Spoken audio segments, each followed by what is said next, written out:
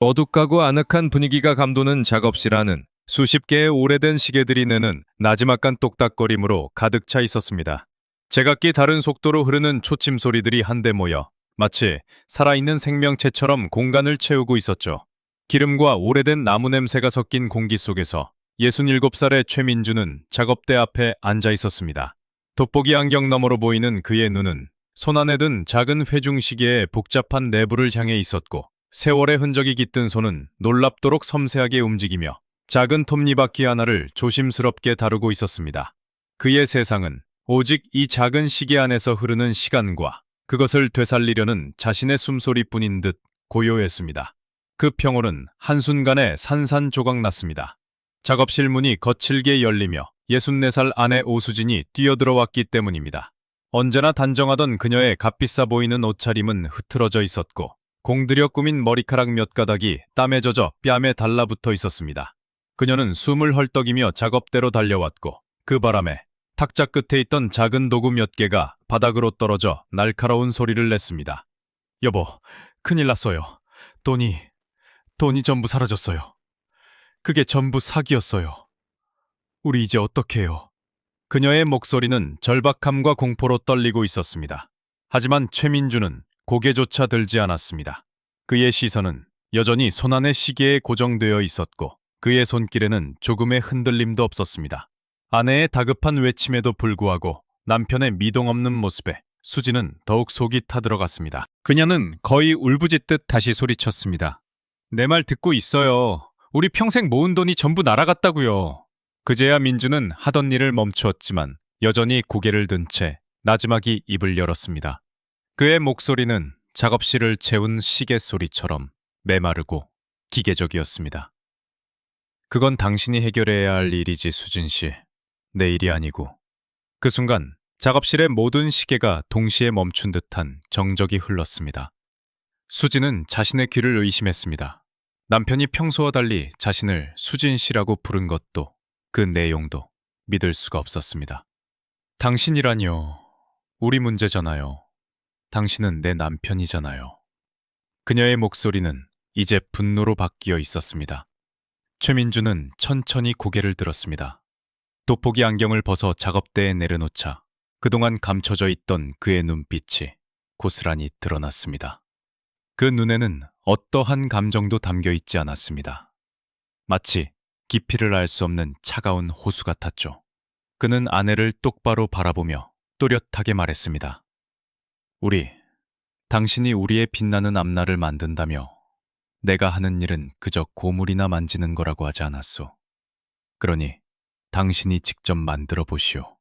당신이 그토록 원하던 그 빛나는 앞날을 말이오. 수진의 얼굴은 하얗게 질려갔습니다. 남편의 입에서 나온 말들은 날카로운 유리 조각이 되어 그녀의 가슴에 박혔습니다. 그 차가운 눈빛 속에서 아주 잠깐 깊은 슬픔의 그림자가 스쳐 지나갔지만 그것을 알아차리기엔 그녀의 충격이 너무나 컸습니다. 화면이 어두워지며 글자가 떠오릅니다. 석 달 전.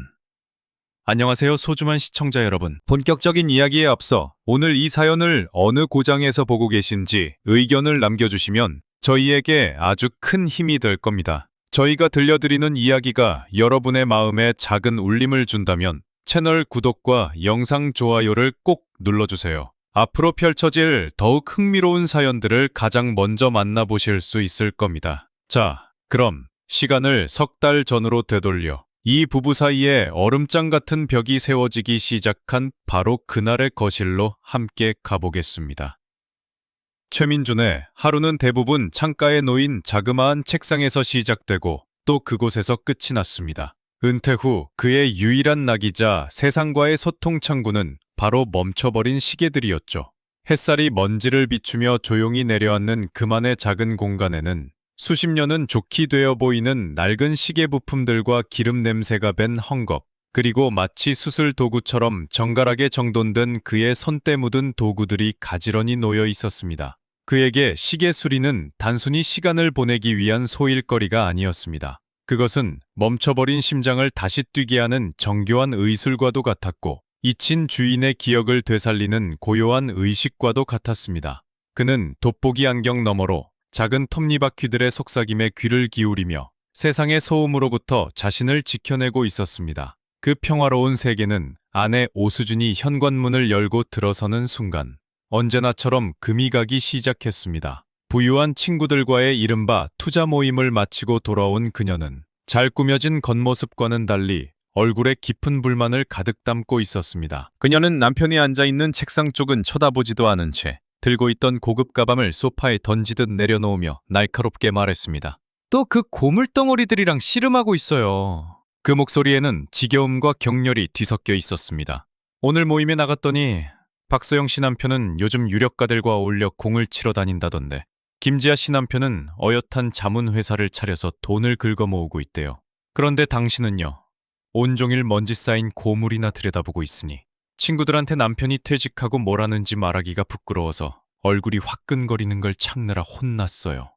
최민주는 잠시 일손을 멈췄지만 시선은 여전히 손안의 시계에 둔 채 나지막이 대답했습니다. 이건 그냥 고물이 아니오. 저마다의 사연과 세월이 담겨 있는 귀한 물건이지. 당신 친구 남편들이 세운다는 그 사업 계획보다 훨씬 더 정교하고 복잡한 구조를 가지고 있어. 그의 말에는 자부심이 묻어났지만 아내에게는 그저 변명으로밖에 들리지 않았습니다. 수지는 보란듯이 코웃음을 쳤습니다. 세월, 사연, 그게 밥 먹여주나요? 돈 한 푼 안 드는 시간 낭비일 뿐이에요. 남들은 퇴직하고 제2의 인생을 산다는데 당신은 어째 갈수록 뒤로만 가는 것 같아요. 차라리 나가서 다른 일이라도 알아보세요. 언제까지 내 등만 바라보고 살 생각 말고. 아내의 날카로운 말이 공기 중에 흩어지기도 전에 마침내 수리를 마친 낡은 괴종시계가 맑고 깊은 소리로 시간을 알렸습니다. 그 청아한 종소리는 잠시나마 아내의 독한 말을 덮어버렸고 민주는 그 소리 속으로 조용히 침잠하며 다시금 자신의 세계로 돌아갔습니다. 하지만 그의 굳게 담은 입술은 그가 느꼈을 깊은 마음의 상처를 희미하게 보여주고 있었습니다. 며칠 뒤 오수진은 자신의 말이 남편에게 전혀 통하지 않았다고 판단했는지 더욱 교묘한 방법을 사용하기로 마음먹었습니다. 그녀는 투자 모임 친구들을 집으로 초대해 차를 마시자고 제안했습니다. 값비싼 찻잔과 화려한 다과를 준비한 그녀는 일부러 손님들을 거실 창가, 바로 최민준의 작업 공간이 훤히 보이는 곳으로 안내했습니다. 남편의 존재를 마치 진기한 구경거리처럼 만들려는 속셈이었죠. 민주는 갑작스러운 손님들의 방문에도 아랑곳하지 않고 묵묵히 자신의 일에 집중하려 애썼습니다. 하지만 등 뒤에서 들려오는 아내 친구들의 속삭임과 억지로 참는 듯한 웃음소리는 그의 단단한 집중력에 균열을 일으켰습니다. 어머, 저게 말로만 듣던 최 선생님 취미생활인가 봐. 참 소박하시네. 우리 남편은 저런 거 보면 숨 막혀서 못 견딜 텐데. 동정인지 조롱인지 알 수 없는 말들이 그의 귓가를 파고들었고 그는 이를 악물며 손안의 작은 부품에만 시선을 고정했습니다. 손님들이 돌아가자마자 가면을 벗어던진 수진의 분노가 폭발했습니다. 그녀는 마치 기다렸다는 듯이 남편에게 달려들어 삿대질을 하며 소리쳤습니다. 당신, 저 사람들 웃음소리 들었어요. 당신 때문에 내가 얼마나 비참했는지 알기나 해요. 내 체면이 아주 바닥에 떨어졌다고요. 친구들 눈에 내가 꼭 정신 나간 고물상 영감님을 모시고 사는 불쌍한 아내로 보였을 거라고요. 당장 저 잡동사니들 전부 내다버려요. 눈앞에서 치워버리란 말이에요. 그녀의 목소리는 히스테리에 가까웠습니다. 하지만 민주는 더 이상 침묵으로만 대응하지 않았습니다. 그는 조용히 자리에서 일어나 아내와 마주 섰습니다. 그의 눈빛은 슬픔으로 가득 차 있었습니다. 저것들은 그냥 잡동사니가 아니요. 아버님께서 돌아가시기 전 내 손에 쥐어주신 유품이자 내 평생의 자부심이 담긴 물건들이요. 당신 눈에는 그저 낡은 고물로 보이겠지만 나에게는 내 삶의 기억이고 영혼과도 같은 것들이란 말이요. 그의 진심 어린 항변에도 수지는 조금도 흔들리지 않았습니다. 오히려 기름을 부은 듯 더욱 거세게 반박했습니다. 영혼 타령으로 우리 집 대출금이 저절로 갚아지기라도 한대요. 그런 뜬구름 잡는 소리 말고 현실을 좀 보라고요. 우리에게 지금 필요한 건 돈이고 남들에게 꿀리지 않을 번듯한 지위예요. 당신이 끌어안고 있는 그 녹슨 쇠붙이들이 아니라 두 사람 사이의 골은 더 이상 메울 수 없을 만큼 깊어 보였습니다. 아내에게 남편의 소중한 세계는 그저 자신의 사회적 체면을 구기는 장애물일 뿐이었습니다. 민주는 더 이상 말을 잇지 않았습니다. 그는 말없이 자신의 작업대로 돌아가 아버지가 물려주신 낡고해진 가죽 도구함의 표면을 조심스럽게 어루만졌습니다. 그의 손길은 더없이 부드러웠지만 꾹 담은 입술과 미세하게 떨리는 손끝은 억누른 분노와 깊은 절망감을 고스란히 드러내고 있었습니다. 아내의 날 선말들이 흩어진 거실에는 오직 낡은 시계들의 무심한 초침 소리만이 공허하게 울려 퍼지고 있었습니다. 그날의 다툼 이후 집안의 공기는 얼음장처럼 차가워졌습니다. 하지만 오수진은 남편과의 갈등을 해결하려는 대신 자신의 욕망을 실현시킬 새로운 돌파구를 찾은 듯 보였습니다. 어느 날 저녁, 그녀는 잔뜩 상기된 얼굴로 집에 돌아와 서류 뭉치를 식탁 위에 펼쳐놓았습니다. 그것은 그녀의 투자 모임에서 찾아낸 엄청나게 수익성이 좋은 사업 계획서였습니다. 남쪽 바닷가에 최고급 휴양시설을 짓는다는 거창한 계획이었죠. 그녀는 흥분을 감추지 못하며 남편에게 선언하듯 말했습니다. 여보, 이것 좀 봐요. 드디어 우리도 남들처럼 떵떵거리며 살 기회가 왔어요. 이 사업에만 투자하면 우리 노후는 걱정할 필요가 없다고요. 그녀는 사업의 성공 가능성을 장황하게 설명하며 두 사람의 공동 명의로 된 예금을 투자금으로 사용해야 한다고 주장했습니다. 최민주는 아내가 내민 서류를 말없이 넘겨보았습니다. 수십 년간 정밀한 기계를 다뤄온 그의 눈에는 허술하고 과장된 사업계획서의 문제점들이 선명하게 보였습니다. 구체적인 실행 계획보다는 장밋빛 미래에 대한 뜬구름 잡는 이야기들로 가득했고 투자금에 대한 안전장치는 어디에도 찾아볼 수 없었습니다. 그것은 누가 봐도 위험천만한 투기, 아니 사기에 가까웠습니다. 그는 조용히 고개를 저으며 말했습니다. 수진 씨, 이건 너무 위험하오. 빈 껍데기뿐인 약속만 가득하고 정작 중요한 내용은 하나도 없소. 이러다 우리 평생 모은 돈을 전부 잃을 수도 있단 말이오. 하지만 그의 신중한 조언은 아내의 귀에 닿지 않았습니다. 그녀는 남편의 말을 자신의 성공을 시기하는 잔소리로 치부해버렸습니다. 당신은 항상 그런 식이죠. 내가 뭘 좀 해보려고 하면 꼭 그렇게 찬물을 끼얹어야 속이 시원해요. 당신처럼 낡은 시계나 끌어안고 가난하게 늙어 죽으라는 소리예요, 지금. 갈등이 평행선을 달리자 수지는 마지막 수단으로 멀리서 직장 생활을 하는 외아들 우성에게 전화를 걸었습니다. 증권회사에서 분석가로 일하는 아들이라면 당연히 자신의 편을 들어줄 것이라 확신했기 때문입니다. 잠시 후 민준의 손전화가 울렸습니다. 화면에는 아들의 이름이 떠 있었습니다. 그는 아들이라면 자신의 말을 이해해 줄 것이라는 작은 기대를 품고 전화를 받았습니다. 하지만 수화기 너머로 들려온 아들의 목소리는 그의 마지막 희망마저 꺾어버렸습니다. 아버지, 어머니 말씀 들었어요. 요즘 세상에 가만히 앉아서는 돈을 벌 수 없어요. 때로는 과감한 결단도 필요한 법이라고요. 어머니께서 하시겠다는데 그냥 믿고 맡겨보세요. 제가 대충 훑어봤는데 꽤 괜찮은 회사 같던데요. 아버지의 낡은 생각으로 어머니의 앞길을 막지 마세요. 아들의 말은 날카로운 비수가 되어 민준의 가슴에 꽂혔습니다. 자신의 전문 분야라는 아들조차 한탕주의에 눈이 멀어 사태의 본질을 보려하지 않았습니다. 전화를 끄는 민준은 깊은 절망감에 휩싸였습니다. 세상에서 가장 가까워야 할 아내와 아들, 그 두 사람 모두가 자신을 이해하지 못하고 있었습니다. 그들은 그의 오랜 경험과 지혜를 낡고 쓸모없는 것으로 취급했고 그의 진심 어린 걱정을 고집불통 늙은이의 투정으로 여겼습니다. 그는 자신이 이 집안에서 철저히 혼자라는 사실을 깨달았습니다. 그날 밤 민주는 자신의 작은 작업 공간에 홀로 앉아 있었습니다. 그는 낡은 가족 사진을 물끄러미 바라보았습니다. 사진 속에서 환하게 웃고 있는 아내와 어린 아들의 얼굴을 손가락으로 천천히 쓸어보았습니다. 그의 눈빛은 더 이상 슬프지 않았습니다. 대신 그 자리에는 차갑고 단단한 무언가가 서서히 차오르고 있었습니다. 더 이상 그들을 설득하려는 노력은 무의미하다는 것을, 이제는 다른 길을 선택해야 할 때가 왔다는 것을 그는 직감하고 있었습니다. 아들과의 통화 이후 며칠 동안 최민주는 자신의 그림자 속으로 더욱 깊이 침잠했습니다. 그는 아내와 눈도 마주치지 않았고 꼭 필요한 날이 아니면 입을 열지도 않았습니다. 그의 침묵은 포기가 아닌 거대한 폭풍전의 고요함과도 같았습니다. 그러던 어느 날 오후, 그는 답답한 마음을 달래려 잠시 동네를 한 바퀴 돌고 집으로 돌아왔습니다. 현관문을 열고 거실로 들어서는 순간 그는 자신의 눈을 의심했습니다. 늘 그 자리에 있던 그의 세상의 중심이었던 낡은 작업 책상이 감쪽같이 사라져 있었기 때문입니다. 창가에는 책상이 있던 자리에 희미한 먼지 자국만이 덩그러니 남아 있었고 거실 한가운데에는 정체를 알 수 없는 상자들이 어지럽게 쌓여 있었습니다. 그의 심장이 바닥으로 쿵 하고 떨어지는 듯 했습니다. 바로 그때 안방에서 나온 오수진이 의기양양한 표정으로 그의 앞에 섰습니다. 그녀의 손에는 두툼한 돈 봉투가 들려 있었습니다. 그녀는 마치 승전부를 울리는 장군처럼 목소리를 높였습니다. 봤어요.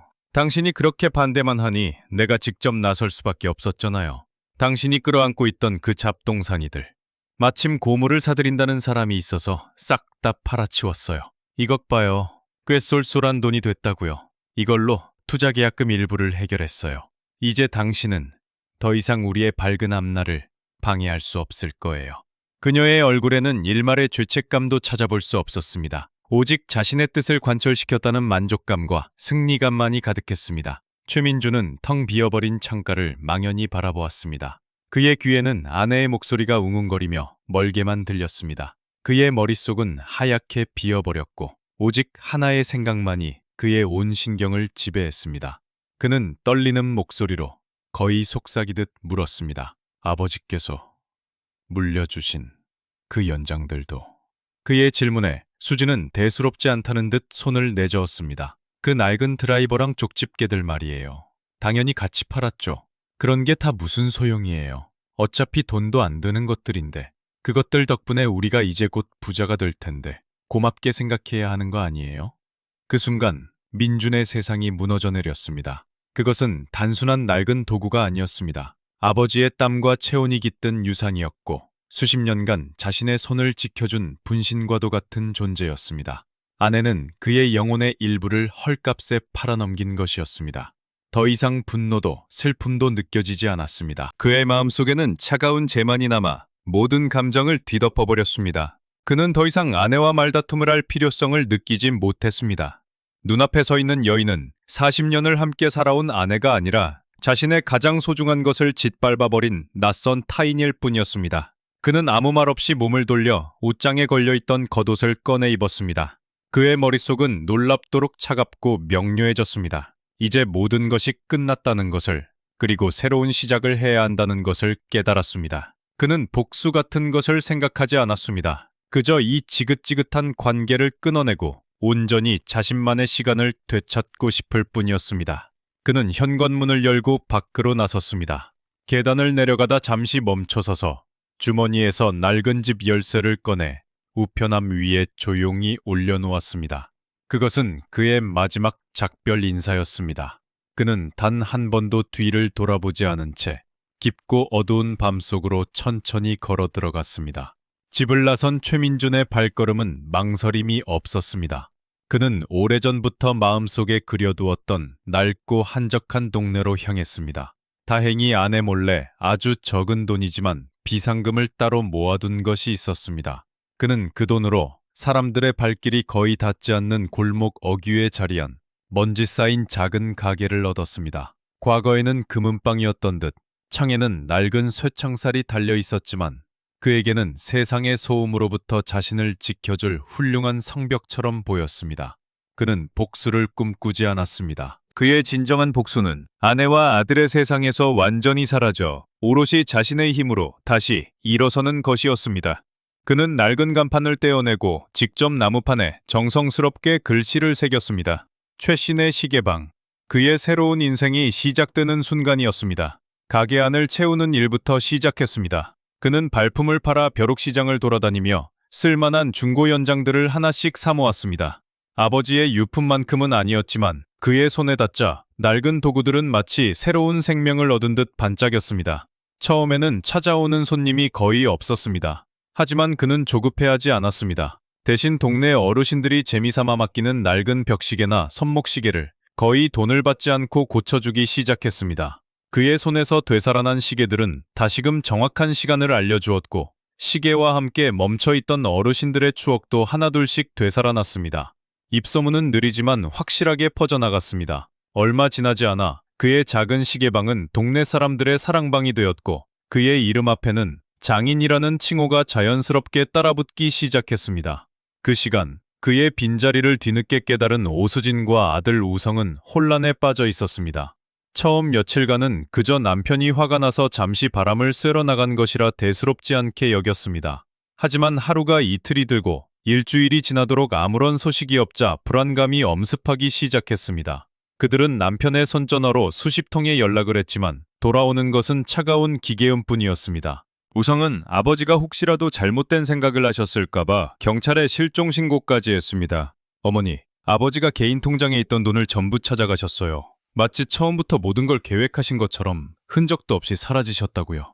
우리가 대체 무슨 짓을 한 거죠? 아들의 목소리에는 뒤늦은 후회와 당혹감이 서려 있었습니다. 그들은 그때까지도 남편의 침묵이 얼마나 무서운 분노였는지 깨닫지 못하고 있었습니다. 최민준의 시계방에는 새로운 활기가 넘쳐 흘렀습니다. 그의 솜씨에 대한 소문은 이제 동네를 넘어 오래된 물건을 아끼는 수집가들의 귀에까지 들어가기 시작했습니다. 어느 날 한 노신사가 찾아와 할아버지의 유품이라는 낡은 회중시계를 조심스럽게 내밀었습니다. 수십 년간 여러 사람의 손을 거쳤지만 아무도 고치지 못했던 물건이었습니다. 민주는 며칠 밤낮으로 시계에 매달렸고 마침내 멈춰있던 시계의 심장을 다시 뛰게 하는 데 성공했습니다. 감격한 노신사는 그의 작업 모습을 사진에 담아 자신이 활동하는 옛 물건 애호가들의 모임에 올렸습니다. 진정한 장인을 만나다 라는 제목의 그 글은 순식간에 퍼져나갔고 최민준의 작은 시계방은 전국의 수집가들이 주목하는 성지가 되었습니다. 그는 더 이상 초라한 늙은이가 아니었습니다.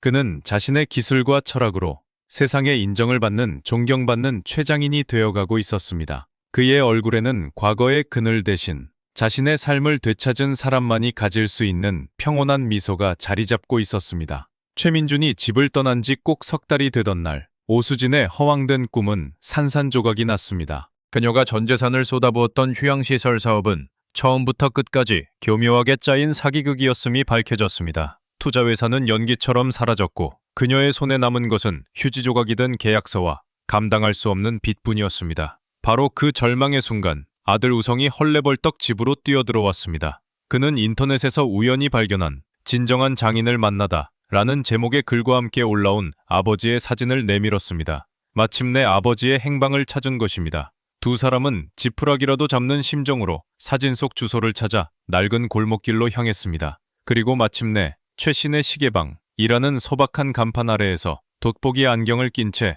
묵묵히 시계를 수리하고 있는 남편의 모습을 발견했습니다. 그들은 마치 구원자를 만난 듯 작업실 문을 박차고 들어갔습니다. 그날의 풍경은 이야기의 첫 장면으로 우리를 다시 이끌었습니다. 수지는 남편의 바짓가랑이라도 붙잡을 듯 애원했습니다. 여보, 내가 다 잘못했어요. 내가 눈이 멀어서 당신 마음도 모르고. 제발 우리를 좀 도와줘요. 우린 이제 길거리에 나앉게 생겼다고요. 아들 우성 역시 고개를 숙인 채 거들었습니다. 아버지, 그래도 저희는 가족이잖아요. 아버지가 저희를 용서하고 도와주셔야죠. 최민주는 그들의 절규를 묵묵히 듣고만 있었습니다. 그의 얼굴에는 동정심도 미움도 아닌 그저 깊은 키로감만이 서려 있었습니다. 그는 한참 만에야 서랍을 열어 종이 한 장을 꺼내 그들 앞에 조용히 내려놓았습니다. 그것은 국제경매 누리집의 화면을 인쇄한 것이었습니다. 종이 위에는 낡은 시계 수리도구 한 세트의 사진과 함께 믿을 수 없는 가격이 적혀 있었습니다. 민주는 나지막하지만 단호한 목소리로 말했습니다. 수진 씨, 여기 좀 보시오. 이건 18세기 프랑스 장인이 만든 시계 연장 세트요. 당신이 고물상에게 헐값에 팔아넘긴 내 아버지의 유품과 똑같은 물건이지. 여기 마지막 거래된 가격이 보이시오. 우리 돈으로 5억 원이 넘는 금액이요. 당신이 그토록 무시하고 경멸했던 그 낡은 드라이버들이 바로 우리 집안의 진짜 보물이었소. 당신은 나에 대한 부끄러움 때문에, 헛된 욕심 때문에 우리 집안의 역사와 진짜 재산을 당신 손으로 내다버린 거요. 그의 말 한마디 한마디는 날카로운 망치가 되어 수진과 우성의 가슴을 내리쳤습니다. 두 사람의 얼굴은 새하얗게 질려갔습니다. 그들은 자신들이 저지른 어리석음의 무게를 그제야 깨달았습니다. 그것은 단순히 돈의 문제가 아니었습니다.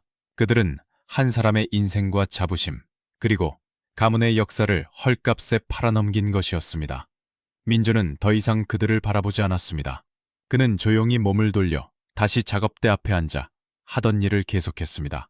그에게 있어 이 길고 지독했던 인연은 바로 그 순간 완전히 끝이 난 것이었습니다. 그로부터 6달의 시간이 흘렀습니다. 최신의 시계방은 이제 낡은 골목의 명물이 되었습니다. 그의 솜씨를 배우기 위해 멀리서 찾아온 젊은 제자들이 생겼고 작업실은 언제나 희망과 활기로 가득 찼습니다. 그는 더 이상 외롭지 않았습니다. 오후의 햇살이 작업실 안으로 따스하게 쏟아져 들어오는 어느 날, 그는 향긋한 차를 마시며 창밖을 내다보았습니다. 그의 얼굴에는 세상의 모든 시름을 내려놓은 듯 평온한 미소가 걸려 있었습니다. 그때 한 젊은 제자가 존경심 가득한 눈빛으로 그에게 다가와 조심스럽게 질문을 던졌습니다. 민주는 말없이 미소 지으며 자신이 평생 아껴왔던 낡은 돋보기 안경을 제자의 손에 쥐어주었습니다. 그것은 단순한 도구가 아닌 한 세대에서 다음 세대로 이어지는 장인의 정신과 존엄의 상징이었습니다. 최민주는 비록 가족이라는 울타리는 잃었지만 그 대신 자기 자신이라는 더 큰 세상을 얻었습니다. 그는 세상의 모든 이들에게 증명해 보였습니다. 진정한 가치는 통장 속의 숫자가 아니라 자기 자신을 존중하고 자신의 길을 묵묵히 걸어가는 그 과정 속에 있다는 것을 말입니다. 때로는 우리를 무너뜨리는 것들로부터 과감히 돌아설 용기가 새로운 삶을 시작하는 가장 중요한 첫걸음이 될 수 있습니다. 오늘 이야기가 여러분의 마음에 깊은 울림을 주었다면 채널 구독과 영상 좋아요로 저희를 응원해 주시기 바랍니다. 기억하세요. 여러분, 인생의 시간은 다른 누구도 아닌 바로 여러분 자신의 손에 달려